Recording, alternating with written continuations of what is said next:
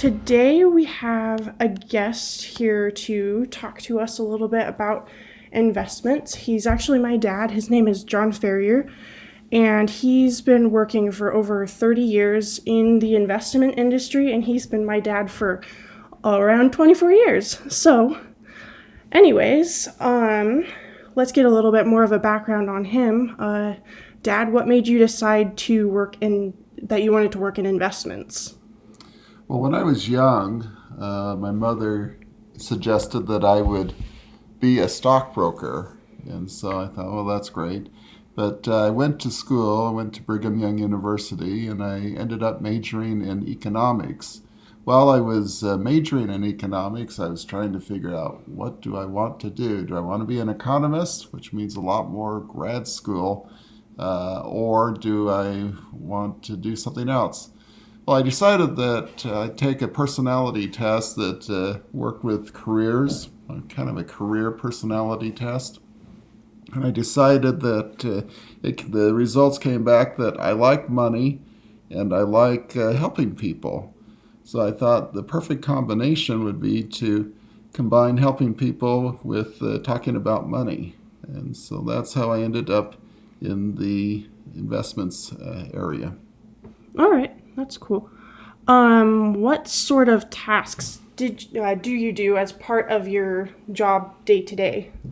Well, while I was working at my firm, I was what they call a fixed income specialist.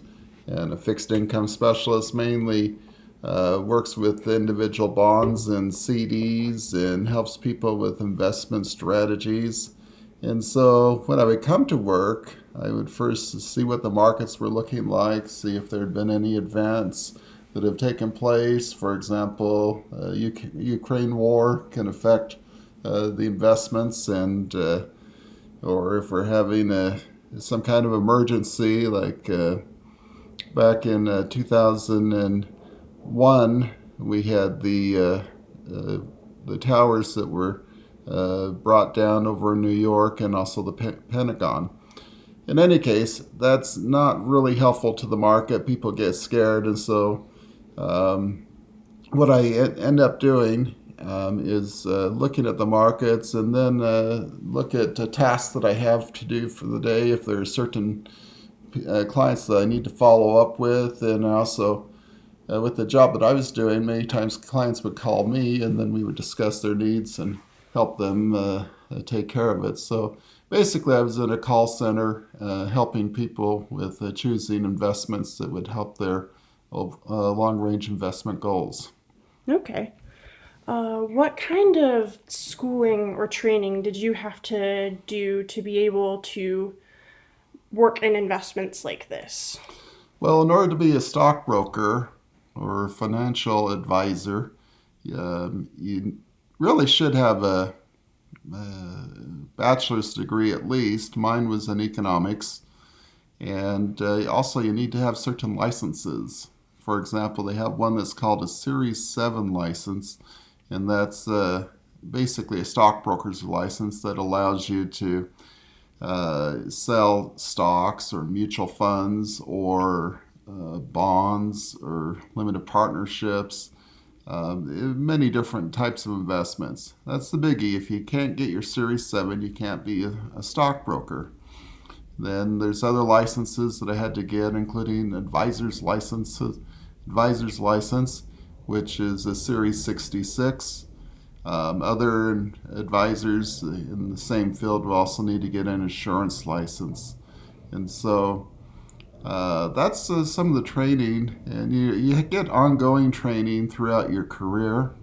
I was fortunate enough that my company also paid for my MBA, and so which I also obtained, which helped me to better speak to pretty sophisticated investors that might be like CEOs or financial,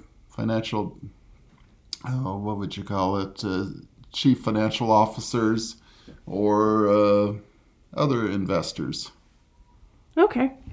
So, what would you say that your favorite part of your job is?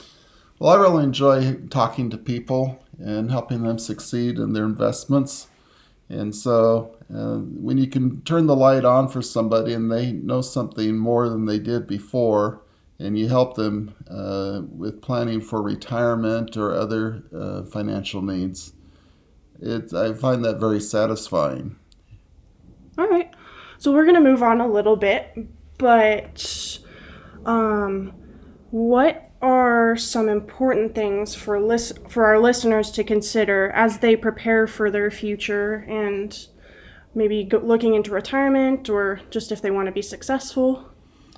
Well, I think if you're, it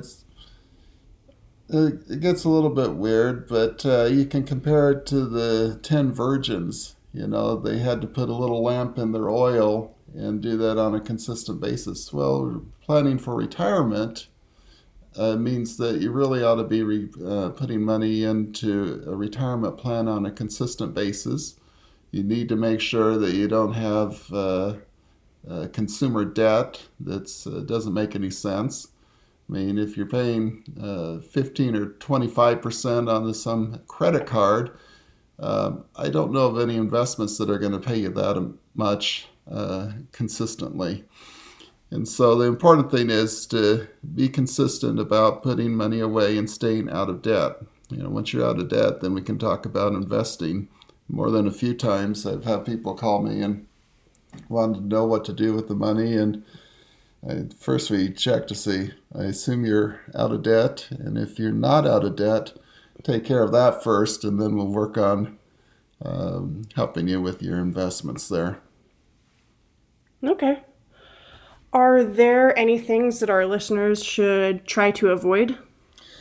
Probably the best thing to do is don't look for get